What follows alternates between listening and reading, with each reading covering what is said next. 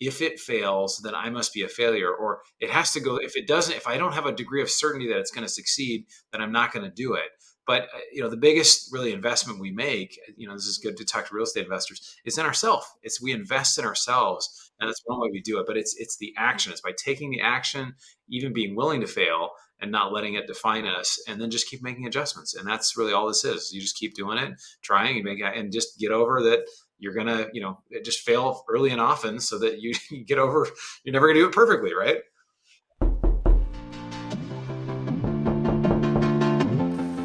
Who's this? Oh, you're an entrepreneur? Oh, you're a real estate investor. Oh, you're trying to learn from those who did it. Well, come into the lab then. Put your white coat on, gloves on, notepad, and let's build, y'all.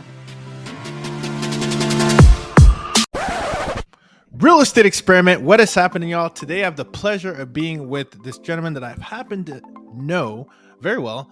And it's been a little while since we caught up. So I'm looking forward to being able to catch up on the air. We were just talking that, we hadn't caught up for a little bit. So I'm asking all these gems offline and I almost forgot. Let's turn this recording thing on. I've only done this once where it didn't happen. And so I didn't want to let the serendipity go to waste because while this is going to be a nice friendly catch up, I also want to give you some context of what it means to experiment, as we call it here in the lab, because experimenting is about, taking a proof of concept into play and then refining it over time and doing it over and going deep. However, I'm very excited because this gentleman here happens to have excelled in multiple experiments, not the typical just real estate that we typically have here in the lab, but also at many different fronts in vertically integrated business with, again, car washes, ATM, multifamily apartments, where it exceeds 2,000 plus units. And we were just talking about different markets here in the Southeast, Florida, Georgia, you name it. So without further ado, I would like to welcome founder and CEO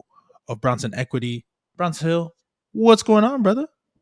Hey, Ruben, what's up, man? Always love chatting with you. You always have some amazing thing you're working on and always adding value everywhere you go, man, whether it's TED Talks or businesses or all the new stuff you're creating. So I love connecting with you, man. Absolutely. Hey, listen, man, I'm almost as good as my, we were just talking about this offline, who, not how. I'm as good as the people that come into the lab that influence me, that I get inspiration from.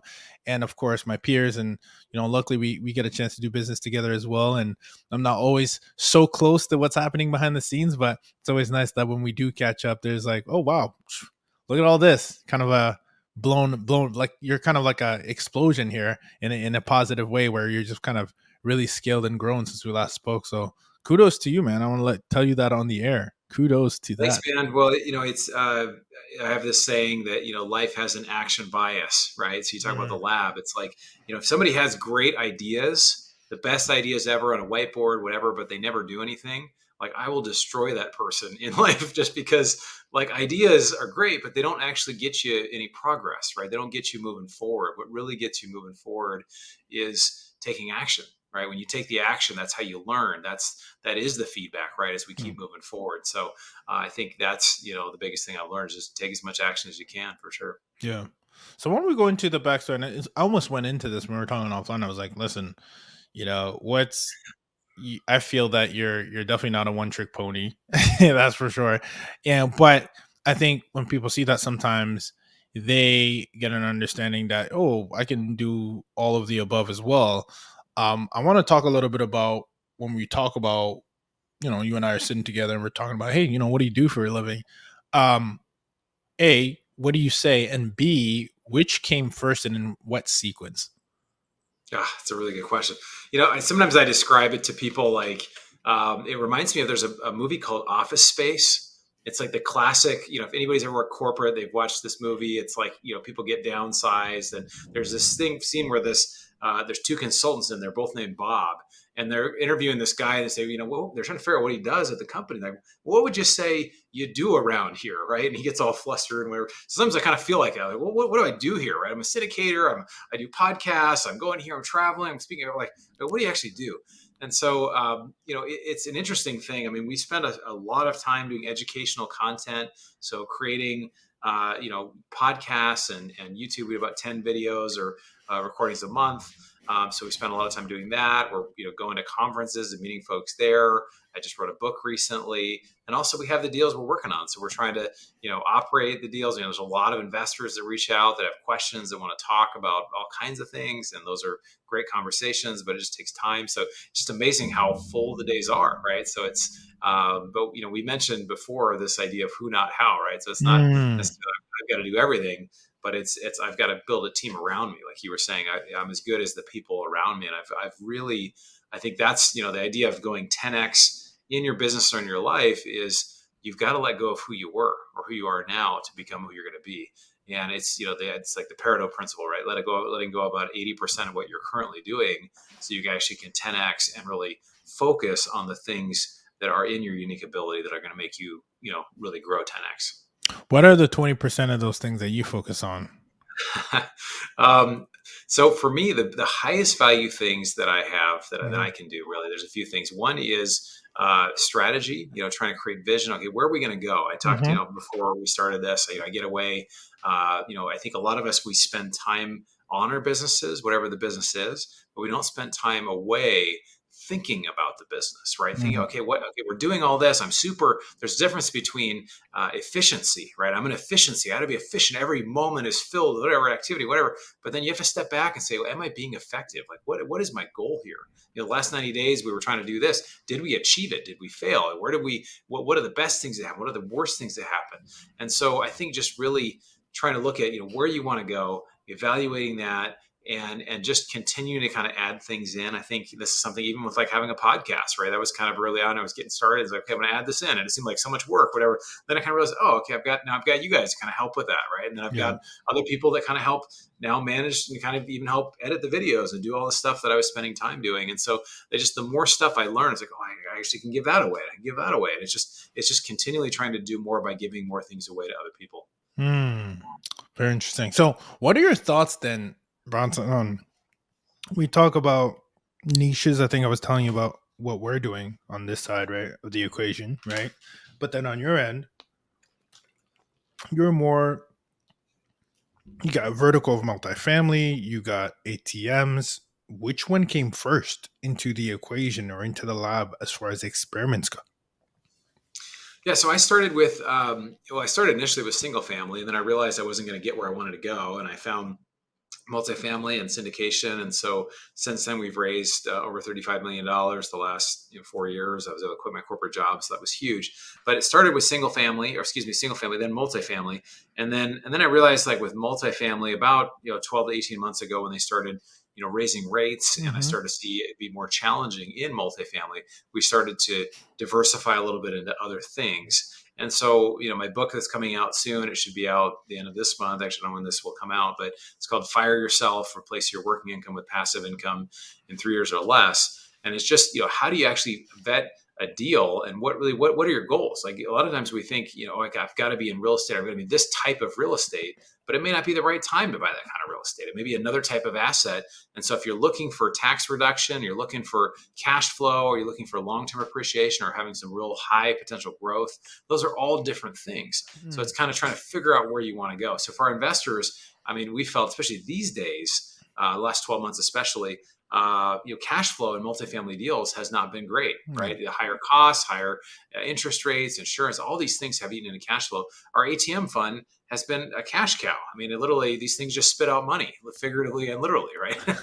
And it's amazing people are still using them. And so we have the biggest, we have had to convince our investors that it's not people like in our demographic that are using them. It's people that are typically low income, or have, or on unemployment, or working with cash or other things. And so, it's something. The more I was, a little bit cautious at first, but the more I invested as an individual, and I thought, well, what if I bring my investors to this? And it's worked really well.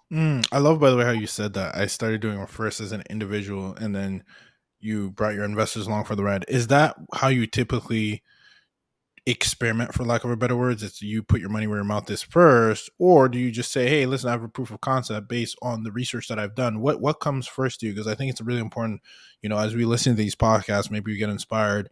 Then the next step might be, before I go out and raise capital, do I do it at a small scale, or do I bring in a partner that where I have a proven record where they trust me to make the right call? Which one was it for you, or was it a little bit of both? Yeah, I think I think it's a combination of both. I mean, I think ideally, as an operator, I think it's great if you can invest and just kind of be in something for a year or two before you bring it to investors because you have the experience. There's Mhm. really nothing like actually sending the money, hearing about the communication. I mean, everything can sound great, but it's very different after you've worked with somebody at a deal. You really feel like you know them, right? You know kind of what communication you're going to get. You know how they operate. I used to think we all wanted the same thing in investing, right? We all wanted to communicate really well with investors. We all wanted to be very conservative, and then I realized, like, not everybody has the same values, right? A lot Yeah. of people, it's unfortunate. I would say the majority of folks that raise money from investors, once they raise the money, they really don't want to hear from investors, right? But I think Mm. that's kind of a terrible way to do business, right? I want to answer I may not be able to answer at the time every single phone call, but I get back to every investor because they're important, right? And that's how I want to be treated as well. And one of the most frustrating experiences I've had as a passive investor is just not being able to get somebody on the phone or not be able to get a question answered when I need it, right?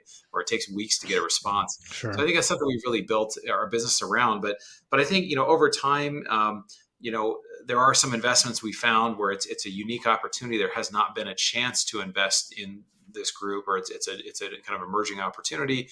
And the ATM one I had invested in first, and then after a while I brought that to my investor group. So that's been great. And then some of our other deals we've just through relationships and through we typically will always invest alongside of our investors as well. But yeah, I think that's ideally, you invest first and then, down the road you bring it to investors. But sometimes things, come up that are just very unique deals and it doesn't always make sense to do that.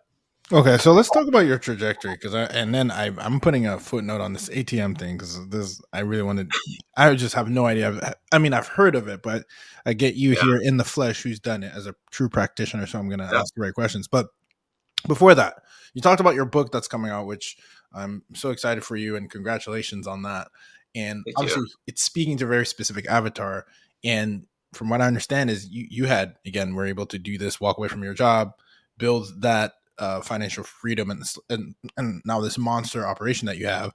But what did that transition look like? Just so we understand the evolution, and we're not saying that's going to be true for everyone, but I think storytelling, there's a power in being able to be like, oh, okay, I'm following here the chapters. And I think sometimes people hear 2,000 units, they hear ATMs, they hear car washes. It can almost kind of freeze them and be like, well, I can never do that. Bronson Hill is just blessed. So what does that Yeah. look like as far as that transition for you? You say you dabbled in single family. What was the natural path of progression? Maybe lack of better words, not even a path of progression, just more of a let me just 10x. What did that look like for you? That transition, I should say. Yeah, yeah. So basically, a single family. I started buying houses with a relative in another state, and it just on paper looked great. It was not cash flowing how I wanted. So I had a cousin I hadn't seen in years. I didn't know what he did. I just knew he did stuff in real estate. And I showed him, here's my plan to get 30 houses and to retire, quote unquote, my job with passive income. And he's like, that sounds like a lot of work. Why don't you do multifamily? And I said, well, I'd love to, but I don't have the money. And he said, well, you can raise the money. And he taught me about syndication. So go to this event, listen to this podcast, read this book. So I did everything he said. And a lot of these books were talking about like starting a meetup. So I ended up starting a meetup in LA. And that was Mm. if somebody's starting, that's a great way to kind of get connected to people locally and learn a lot. And so at the first meetup, we had 60 people. And there's a story kind of how we were able to do that. But 60 people there, a guy comes up. And again, there's a difference between being an expert and being a leader, right? An expert knows the topic really well, whatever. I was not an expert. And he says to me, I was not like, I had some real estate experience, but no multifamily experience. And this guy, because I was a leader and I was leading the room as the friend comes up, he says, hey, I do one of your deals. And I was like, are you talking to me? And so he said, I do one of your deals. Looking But past it. I was a sales background, so I had enough experience. Well, let me take this guy out to coffee and just see what he has to say. So I got together with him and I brought a sample deal of here's what a deal would look like if I had a deal. Would you be interested? He said, yeah, I'd invest 100K in something like that. I said, okay, great. So then I had met somebody else at that same meetup who had a deal who was looking for money. So I just literally connected the two of those. And now that was how I got started. I went from being just somebody who was around it to like now I'm a GP in a deal, right? Which is a big deal. And so from there, I just kept learning, analyzing deals, doing everything I could to learn. And about 6 months later, I was at a high-paid investor event, and I connected with a well-known syndicator and basically pitched him and said, "Hey, what if I was starting to build my own brand, but I said, what if we did this together? I came on board. I helped you do this. We had calls, we had podcasts, whatever. I kind of helped kind of cast a video. He's like, yeah, let's do it. So we ended up doing it. I got, basically 1,000 over the next 18 months of working with this guy. I basically got about 1,000 one-on-one phone calls while still working my full-time job. So these are 20, 30-minute Zoom calls talking about investing. I'd take them at 6 in the morning. I'd take them at lunchtime. I had a job where I was medical sales, so I was in the car. So I'd schedule, okay, I got an hour in the car. I'll do 2 calls in the car. I'll do them in the evening. I'll do whenever I could do. Sometimes I take a Tuesday off and just do all day on a Tuesday. But I just did them whenever I could. But by doing that, it gave me a ton of experience in the space. So that's kind of how I got started. And then later, as I was ready to transition, I just tried to get to where I could replace my living income with passive or investment income. And I think for a lot of people maybe listening is like, well, when do I actually leave my job? Right. Well, the answer is when you can replace your not necessarily your income, but your living expenses. Right. That's the first dry race number. If you could cover, to me, it was only 60 or 70,000. I was like, okay, these are I'm live kind of simply, whatever, but that was enough for me. And then I could kind of build from there. And so that was kind of so I was about a little over 2 years ago, I left I had a $200,000 a year job and I was able to leave it. And it's been a great experience. Hasn't always been, super smooth in every way, Sure. but it's been a lot of fun and it gives me flexibility. I was just in Japan, came back yesterday and traveled. That's my 5th international trip this year. So it's amazing to be able to have the flexibility. Experiment Nation, you've heard the word MTR, mid-term rentals, as it is currently a hot topic and hot commodity right now because, again, there has been an increase in short-term rental regulations, and there also has been, let's face it, a slowdown in what we were experiencing a couple years back when it comes to bookings. So with that said, short-term rental operators are looking for alternative solutions to tap into the mid-term rental space. However, there is a sub niche of mid-term rental insurance that I'm truly excited about, that I want to share with you, that the experience that we've had, the tremendous results we've been able to have, and that's the insurance mid-term rental space, which is very different than your traditional mid-term rentals. When you think of traditionally mid-term rentals, you think of travel nurses. There is a space, mid-term rental insurance space, that we've tapped in, where you need to be well connected with insurance and relocation specialists and companies and understand the right type of asset required for you to be able to help these families. What's really important that stands out the most, which you can get in what I'm about to offer you, is the understanding where to be found by these insurance companies, how to properly manage your calendar so that your listings are optimized so that they can find you, how to actually gain traction and build a relationship with these relocation insurance companies. I've put together an MTR insurance blueprint. That's MMT insurance blueprint to cover these foundations after we've had success landing very large contracts on single family homes that literally 4x what we traditionally make in long-term rentals, and also gives us peace of mind because there's less turnover and 100% occupancy, because these contracts can start anywhere from 30 days to 3 months to 8 months and range anywhere from, again, we've landed anywhere from $8,000 to $9,000 a month per month on a single family home property, which our mortgages are typically around the $2,400 range, which then gives you a large spread of anywhere from 4 to 6K net on just one property. And this is why it's very hot right now. But people who haven't been in the lab with individuals like myself, like Jesse Vasquez and Dr. Rachel Gainsborough and Noble Crawford, don't have the foundations and don't know exactly where to start. And therefore, this is why I'm giving you guys a blueprint, the MTRR insurance blueprint. Go to the website, experimentrealestate.com, and get yourself a blueprint to completely change, or at least have a plan B if you're a short-term rental operator looking to maximize your occupancy and profitability. We'll see you on the other side. That's amazing, and I love the process behind it, because people, see on the surface level, like, oh wow, Bronson really hit out of the park. No, Bronson did the work. And so, talk about those 1,001 calls, because I just want to be super clear on those. Were those with potential investors, or was that with the potential partner that you were working with? Yeah. Those are potential. So again, the guy I partnered with had a huge network. He was more teaching people how to do syndication, like how to buy buy their own or to raise money. And I hey, you got all these people listening that are doctors or lawyers or own businesses that they don't want to own the buildings themselves. They want to, they're drawn to you for what you're doing. But so we started focusing on them, and these were just people that were interested in investing. And so we raised quite a bit of money together. That's awesome. Was that Michael Blum that you talked about, or is that someone else? Yeah, it was Michael Blanc. Yeah. That's awesome, man. That's so cool. By the way, like, and we were talking about this before, right? Personal development. Like, I just think it's so important. And I'd love to hear your take on this because you might see things differently now in retrospect. But I think it's so critical to be to the proximity of it all. I think sometimes you don't get as close as we can to the source to be able to extract the right kind of data, right? Because you might hear, oh, this is very risky. Well, yeah, but if you're working with an expert, here's how risk is mitigated, or here's the process behind it.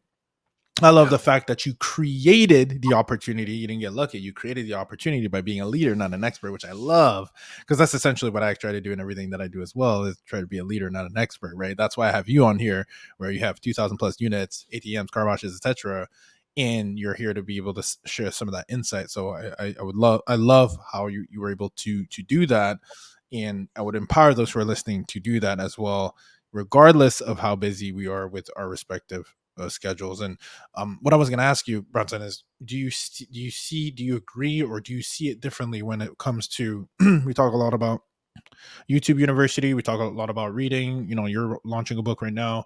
How do you expedite, or how did you expedite your process? I know how you did it, but how do you feel that believe that is a way that we can 10x? Is it the who, not how? Is it the proximity? Is it which thing do you think sticks out to you as most when you think of like what was your core competency and what allowed you to spring forward faster than others? Yeah, there's a great book out there. My cousin recommended this book. It's called Before You Leave Your Job, or Before You Quit Your Job. It's by Robert Kiyosaki. And I was literally getting ready to leave my job like that month. And my cousin, who's the multifamily guy, he's like, "Hey, you should read this book." And I'm like, "Hey man, I don't read the book. I'm leaving my job now. What do you like?" He's like, "No, you should read it." So I read it and I was like, "Oh, it's actually really good." Because what it talks about is the mindset, right? And this is the biggest shift from being an employee to being an entrepreneur. And as an employee, if I make too many mistakes, what will happen? Right? I'll get fired. Right? I'll get fired from my job if I make too many mistakes. As an entrepreneur, you have to be willing to make a lot of mistakes. You have to be willing to make a lot of them, and then you quickly learn. And so he describes it like, being an entrepreneur is like jumping out of an airplane without a parachute and trying to assemble one before you hit the ground. And it's kind of a mind shift, right? Because I think we're so taught in school, there's one right answer. Don't collaborate with others. That's cheating. All this stuff, and it's just totally different in the business where you collaborate with people, you take risks, you take chances. So the biggest thing is like be willing to try all kinds of different things, and realize nothing is wasted. Worst that could happen is it fails, and maybe you lost some time, maybe you lost some money, but like you learn, right? The learning is the most important thing. And everybody I know is super successful. They're just constantly taking action. And that's one thing I admire about you, Rib, is you're constantly trying new things and taking action. And anybody who's a big achiever, they're always doing that, right? Yeah. Because you have to get beyond the like, if it fails, then I must be a failure, or it has to go. If I don't have a degree of certainty that it's going to succeed, then I'm not going to do it. But the biggest really investment we make, this is good to talk to real estate investors, is in ourselves. We invest in ourselves, 100%. And that's one way we do it. But it's the action. It's by taking the action, even being willing to fail, and not letting it define us, and then just keep making adjustments. And that's really all this is. You just keep doing it, trying, and just get over that. You're gonna, just fail early and often, so that you get over. You're never gonna do it perfectly, right? Yeah, it's so interesting because it's like rewiring the brain a little bit, right? Because it's where, to your point, we're wired to be like, oh, A plus, okay, B, you did bad, versus taking the data, right, and be like, okay, this is the one way to not do it, or one way that I could do it better, which it's tough. I think we were talking about this right before we got on. It's almost like self-sabotage, getting in your own way when your mindset hasn't. And it's a paradigm, and that paradigm is made up of habits, right? So I think it's really important what you said, is that there's nothing wrong with you. It's just how you're wired to think that, hey, you don't do any mistakes, right? Do it the right way, like go for the A, right? But that's in reality, when you want to take that leap, and I love the parachute example, It's you got to build it while you're in the air, and then you're going to get more data, and that allows you to see a little further and allows you to course correct along the way, right? Yeah, yeah. No, I think for anybody listening to this show, I'm sure you talk about the lab. It's just life it's the lab, right? It's all information, and I think if you're just willing to try, I get to a point where I turned 40, and I was just like, okay, I really want to do this. I really want to be an entrepreneur. There was nobody in my family besides my cousin, but there's no one that really is entrepreneurial. Everybody's in education. Everybody's like, why would you leave your great job, your 200K a year job? I was working like 30 hours a week or less. Like, why would you ever leave that? No, it's the golden handcuffs. But then I got in this entrepreneurs group, and for a year we met, and I was able to just kind of talk through my business. And I just, one time I just presented the whole thing. I want to leave my job, but here's where I'm at. And they all of them, all the other 5 guys, they were all like, without exception, you should leave your job pretty much as soon as possible. And, it may not work, but you always could go back to your old medical sales stuff, right? Like that's always an option. I was like, oh, that is an option. So I think it's at the end of our lives, we will regret more the things that we didn't do rather than the things we did. And there's a quote that I don't remember who said that, but there's Yeah. some famous person that said that quote. And so I was just like, I'm going to go for it. And I was just sitting right where I'm sitting right now. And about 2 months after I left my job, I was thinking about the end of the quarter where I get those calls from my sales manager. I'd be like, hey, you guys sell any more medical widgets? How's it going over there? And I just and what came out of my mouth was just like, thank God I'm not doing that job anymore. So I'm thinking about this happening, and that's what comes out of my mouth of just like, and so I think, that's something when you have freedom of time, and that's what I think more than financial freedom is freedom of time to be able to create. I'd love to hear your thoughts on that. But it seems like a lot of people say they want financial freedom, but it's really the time. You can do what you want with the time that you have. You can invest it the way you want. Most people don't like their jobs because they're not doing what they want to be doing. Yes. And so if you can find something you find purpose and value and meaning in, it changes everything. Yeah, no, I agree with that. I think freedom of time allows you to do the things that you really want to do.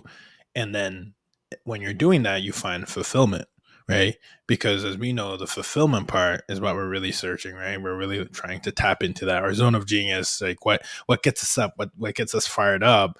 That's really when we look back, we're like, I'm fulfilled and I'm living a life of purpose. And we know this because there's a lot of people who on paper financially they're there, but they don't have that freedom of time, right? They have the golden handcuffs. They make tons of money, right? And that's actually one of the things I always say, like, I was talking about with entrepreneurship. There's a lot of different types of entrepreneurship, but there's a specific one that to your point, that I really like because of the lifestyle that you said, right? Freedom of time. And I think you couldn't have said it better. I mean, I know that's what I'm optimizing for, and it's refreshing to hearing you say that as well, because that's a great distinction between the two, for sure. Yeah, absolutely. Yeah, it's what are we here to do? Life's too short not to be doing a job we hate or just to be surviving. And I think there's this proverb that says, without vision, people perish. And I just think if I don't have a vision for my life, or I'm, I think that's just a dangerous place to live. We don't think of it as being dangerous, but you look at all the depression, all the just people surviving, like they're just kind of there. And it's there's that other quote that talks. I love quotes if you can't tell, but it talks about the mass of men living lives of quiet desperation, right? So it's kind of like, well, we're just kind of here trying to make it and figure it out, but there's something so much greater. And so and you alluded to this as well, Ruben, the idea of like personal development. I'm a big personal development guy, and I believe I'll have a breakthrough in some area of my like personal development, and then it'll lead to some huge breakthrough in my business. So 100%. No. It's the other. I'll give you a gem, actually. The one that every time, because what I do is I just had a talk on this, right, with entrepreneurs, and we are, and the reason I'm saying this is just to level set as to what I always listen to, and then always gives me a breakthrough. The reason I listen to things over and over again is because in order to rewire our paradigm, we need to do it over again, repetition, right? Repetition. So whether it's your goals, whether it's anything, it has to happen more than once, right? You can't just rewire yourself by, oh yeah, well, I listened to Bronson podcast and I feel inspired. No, you have to be like, okay, what is the habit that I'm constantly doing that I need to change? And so part of it is re-listening to things over again, because but speaking of quotes, you might like this, is when you listen to something you get a different gem. It's not because the gem was never there, it's just because now you've turned into the person that needed to hear that thing, right? So every Yeah. time you re-listen to a book or whatever it is at a different time, it's now you're listening into it as a new version, an elevated version, or maybe there's something that you're catching because your reticular activating system is activated for that specific thing. So therefore I like to tap into deeply, and one is a book that that I it's Napoleon Hill is oh gosh. No, obviously I said all this and now I'm about to forget the name of the books. I'm pulling on my Audible here, but one that Outwitting the Devil. I don't know if Yeah. you've heard it. Yeah. That one's I a good haven't read one. that one yet. Every time I listen to that Yeah. thing, there's some kind of breakthrough that happens in my life because I listen to it on Audible because I do like the voice talking. But I wanted Yeah. to bring this point home too is and I think you'll appreciate this because I just heard this at a conference. I just pulled it up on my phone here. Is there was I think a lady who was working at the hospital, and a lot of these were the top 5 regrets that she heard. I don't know if she was like a nurse or something to that extent, but it was a slide at one of the last masterminds I was at, and it kind of really resonated with me. And I saved it on my phone. I want to share this because I think you kind of talked about freedom of time, but we talk about fulfillment. Another one is here's number one. I think you'll get a kick out of this, Bronson. Number one is I wish I'd had the courage to live a life true to myself, not the life of others expected of me. Right. This is what people are saying on their deathbeds, right? Hmm. Then number two, I wish I hadn't worked so hard, which is interesting because you talked about kind of zooming out and not so much working so hard, but it's also, who, not how, right? How are you going to be a leader to get people to come along for the ride in the vision, which you're doing very well, right? And then number three, I wish I'd had the courage to express my feelings. Very interesting. Number four, I wish I had stayed in touch with my friends. And number five, Hmm. I wish I had let myself be happier. Hmm. Right. Wow. Yeah. Yeah. So Those are the things, yeah, that really matter. At the end, it doesn't matter how much we work, and that's why I keep pushing myself to travel more because I yeah. know, like, yeah, like I've got my big trip for the year. I haven't done my big trip yet. My big trip is New Zealand for 2.5 weeks Ooh, that's a good December. So one. I'm like excited for that one. But like, I love doing that because it's I get away, it just refreshes, kind of a reframe. And Mm-hmm. if you don't do it now, a lot of people think, oh, I'll work till I'm 65 and then I'll Yeah. retire. Well, a lot of people, they don't. There's no Their shot. life situation doesn't allow for it, Yeah, right? you don't know They when don't you're have the due. energy. They don't have Yeah. they don't want to do it. Versus Yeah. like, I want to go now. So Yeah. try to No. do it. Again, again, it goes by freedom of time, which I love what you built. So let's go to one of the strategies because you and I love. Thank you for bringing it back full circle, right? So you start with single family. We're working. You said 30 doors, right? It was kind of like the goal, and obviously as we evolve, our goals change as they should as we get new information, right? Just a curiosity because I'm not in the long term rental space. I'm completely jaded. What when you say 30 doors, that seems very in particular. What was the cash flow? Just so I'm curious, it's like per door that you were aiming for, just the level set, and then we can kind of go Yeah, into the so transition I of your can't other remember assets. exactly. It's been a little while since I calculated, but I think Yeah. I would produce around 100K or so, 100, 120K per year. That was the goal. Because I thought, that's enough for me to kind of feel like I, could live comfortably on. That's crazy. And obviously that vision has changed. So we're really what we're saying is about like 4,000 a month, right? I think that's the math. 4,000 a month on all 30 properties, which would mean if my math is correct, yeah, which would mean you're looking about 130 something a door, right? Um, Well, is I that think right? I think it was. I think well, so it'd be if it was 30. 100K a year, it'd be 8K a month or 8 to 9K a month, somewhere in that range. Yeah, 8K a month. Yeah, so then maybe it was a few $100 a door or something like that. And there was Yeah, some I'm sorry. margin. Two. Yeah, around. I apologize. You're right. Thanks for correcting me on the math. That's right. More or less, just under $300 a door is what we're saying, right? He's got the Um. calculator. I love it. Now you got the calculator. Oh, of course. I'm in the lab. I'm taking Yeah, notes, yeah. man. What do you? This is I'm not joking around about this, Bronson. We're trying to do the math. The reason I'm trying to do the math is if someone's listening to this, Bronson, and it's like, oh, interesting. I thought 300 was good. Tell us how what that looked like on the multifamily side as to why you would want to even jump into that. And then I want to transition into the one I've been saving for last, the ATM. So tell us about the whole paradigm shift. Okay, 30 doors ain't it. Why is multifamily it? Give us your case study as to why I should even consider uh, going into multifamily. So yeah, a deal we did. We raised about $8 million for this was a deal I was working with Michael on, and we raised $8 million in 24 hours. This was back in 2020, I believe. And that deal, my portion of the acquisition fee was around 90K at closing. Wow. So just That's at closing, putting the deal together. putting a deal together, plus getting some cash flow along the way, which getting some cash flow, and then getting maybe several $100,000 when the deal sold later. So right, so that was a lot of money. So you're talking about maybe $400,000+ Mm-hmm. that for basically not doing a ton of work. I don't think that's much more work than running a single family or two, right? Like No, it's just 100%.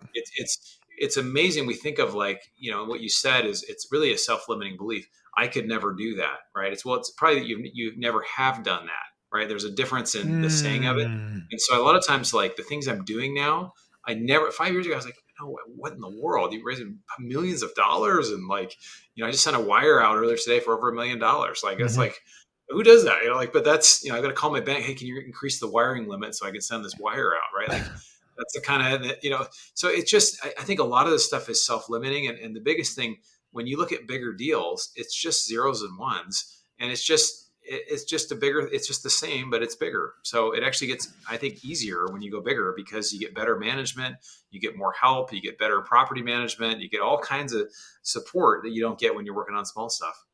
10x is easier than 2x. That's it. Yeah. That's Which it. is kind of phenomenal too when you think about what most people go for. Most people don't strive for the best.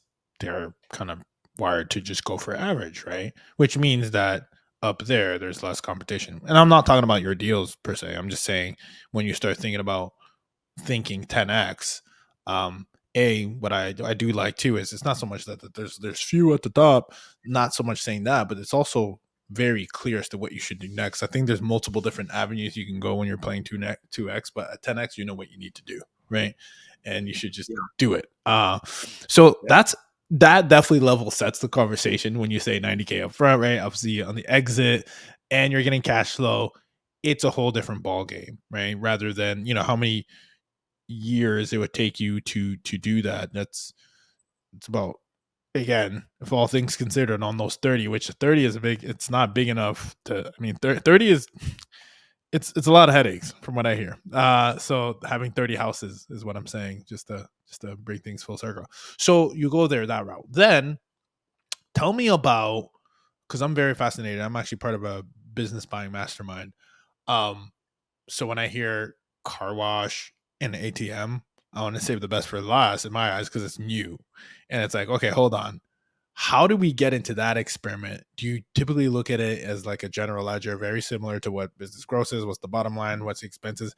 Let's go with the whole car wash thing, because I've heard that's a big one. And I will say I've heard, let me know if this is true because you're in the space, that the membership model has been a big thing with the recurring revenue and that they've been implementing, and it increases the value of your I guess your company. But tell me about the whole car wash thing and how you got in it, and what's the biggest oversight that you think we like, here's what people don't realize, right? Yeah, yeah. Well, I know we're getting to the top of the hour here. I can talk about the car wash for a bit. So yeah, the car wash strategy is interesting. Really, the broader strategy is called a private equity roll up, and what that means, it's not like a fruit roll up, but in a way, it kind of is, where you roll up multiple businesses of the same kind Mm-hmm. into a larger deal. So, for example, this exists in dental practices, in car washes, in gas stations, all kinds of different private businesses. Yeah. And what happens is if you have one car wash or 5 car washes, they may sell at 8 to 10 times the annual earnings, Mm-hmm. right? But if you have, you know, 50 of them, they'll sell for 15 to 25 times the earnings. So there's value simply in having more of the same kind. And why is that? Right. And who buys that? Well, it's private equity. They don't want to spend $5 million or $10 million on one location. They want to buy 50 of them, but they want to spend hundreds of millions of dollars doing that. Right. So it's the idea of packaging it together. So car washes are great because they're cash flow businesses. Typically, they're very, it depends what type you buy. The one we're doing is a part of a franchise, a larger franchise. And so we really like being a part of that. And then as we build them over time, we can cash flow. And then eventually there's an exit. So we get to participate in that exit by seeing some of the upside, sharing that, with investors as well. So that's the strategy with car washes. And again, it's a very fragmented industry. The leader, I think the biggest one, has less than 2% of all car washes in the country. So it's not like McDonald's and whatever it has. If you add up the top 5 or 10 players, in fast food, they've got over 50% of the market. Wow. Here, it's the top 10 players might have, less than 5 or 10% of the total market. So it's just really interesting. It's Why do very you fragmented. why do you think that is, especially considering the fact that you just said that the roll up might be a good strategy? If I understand this business model, when I just start doing mergers and acquisitions, or is that like, is it? I'm just curious. Yeah. What are your thoughts? Well, yeah, one challenge is, when it comes to car washes, there can be just a bunch of people out there actually physically washing a car. There's the brushes, there's the brushless, there's different kind of methods of doing it. You might talk about the membership. A lot of groups are doing memberships now where you pay 20, $30 a month, whether you use it or not. You can come, every day if you want. You come once a week, you come whenever you want to wash your car. And so, there's just different models out there. But I think, when you have the reason somebody likes, it's hard to do an acquisition. Like, let's say you have 5 of one type of car wash, then you've got some over here. It's hard to have the same type of system. So when you have a franchise or a certain type, you can say, well, this is all kind of under the same umbrella. It's the same equipment. It's the same training. It's the staff are interchangeable. You can really kind of oversee it together. So that's why you have it of the same kind. It's much easier to manage than having, I've got just 50 random car washes and they're all different. It's a different type of thing than like, the hardware is all the same. All the stuff is the same. Yep. All right. With that said, Bronson, thank you for giving us the game. I'm looking forward to a part 2 where we can dive deep into the ATMs. But what you've shown us is that scale. When you go with a team, when you go at scale and volume and remove yourself from the equation and you start thinking about the team and the infrastructure, you're able to then scale up to the way that you've done. I'm going to give yourself an opportunity one more time to plug your book, because obviously you are a proof of concept of your book. So I want the listeners to know that it is doable and possible. One more time for all of our listeners and those who are watching, so we can go ahead and get a copy. Thanks, man. Well, my website is bronsonequity.com. I've got a free ebook there, How to Use Inflation to Your Advantage. That's for free. The book coming out is called Fire Yourself, Replace Your Working Income with Passive Income in 3 years or less. That's a full-length book on Amazon, so you'll find that. And really great being here, Ruben. Really appreciate you and everything you're doing, your friendship, everything. It's been awesome, man. So appreciate Thank you, man. And I know you got to jump. Everyone check out bronsonequity.com. And I can't thank you enough for being on the show. And just like that, Bronson, thank you for coming. Just like that, we are out. Experiment Nation, podcasting has changed the way we operate as real estate investors ourselves, and it can do the same for you. Podcasting has been the source of the masterclasses that we get thanks to the world-class real estate investors and practitioners and specialists that come into the lab from all realms, from short-term rentals to mid-term rentals to real estate syndications to even software as a service. Owners, founders, entrepreneurs have helped enrich our experiments by giving us the education, helping us build a network, and lastly, and most importantly, a brand association to open up multiple doors for our respective businesses. If you understand the power that podcasting can have and you know that you need one for your brand, please, you can rely on our team. InvestedTalent.com is my team and the team that helps this podcast, the Real Estate Experiment, become the fruition each and every single week to educate my community, build relationships on the air, and continue to build our brand. If you know that you need to do the same for your brand and you haven't pulled the trigger yet, maybe because you don't know how, our company, InvestedTalent.com, does the end-to-end from the time that you record, from the time that it is published, to even repurposing content on multiple social media platforms. That's what my team can do for you. Simply go to InvestedTalent.com and book a discovery call to see how my team can help you launch your podcast.